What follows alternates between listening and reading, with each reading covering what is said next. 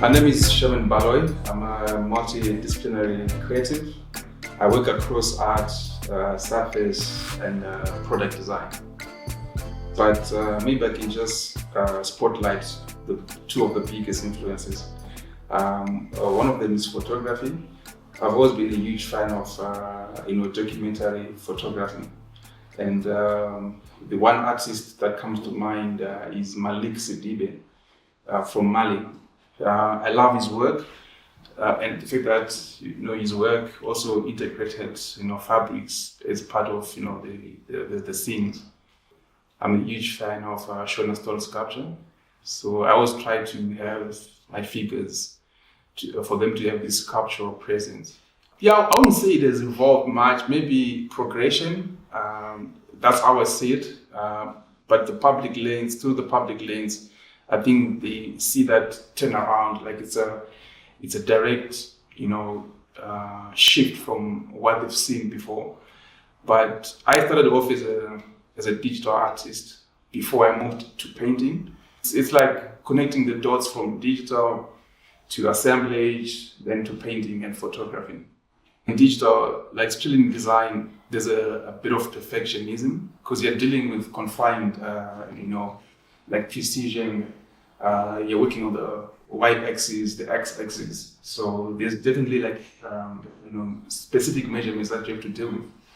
Whereas in art, it's intuition, and you have to also be vulnerable, make mistakes, and that can fight the design mindset, where you're always like, okay, things have to be perfect, and editing things that are more freehand than more machine, sort of like manufactured. Yeah, I'm learning as well as I go. I know sometimes I say, hey, this is a bit too much.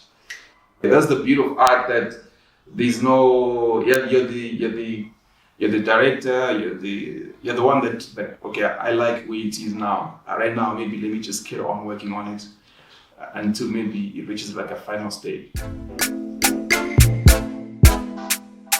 So I'll be honest, if the artwork is in the studio, even if it's framed, I keep working on it. That's if it goes to the gallery and then comes back to the studio, should I keep on working or I leave it? I collaborate with a lot of people. So there's Mark D, he does leather and he gives me his tools, and I also cut, those hole punching tools for the leather. Yeah. So sometimes I cut the holes, I cut the canvas and make circles. And so, okay, this actually cool is tokens. Like you can come to my studio, maybe I give you the token, then maybe you leave a certain amount of money as an investment into collecting work later on. Yeah, it's all these crazy ideas that come just from the act of doing, experimenting, and all that. And even that planter there. So that was my first introduction to making use of the plastics. Yeah. So that thing's been 4 years in that. And the idea was to make a self-watering planter. So the bottom is like a collecting reservoir. You put water into the bottom, then it then sucks from there. So it was an experiment, and it kind of worked, but now the limiting thing was the scale of it. I couldn't put bigger plants, yeah.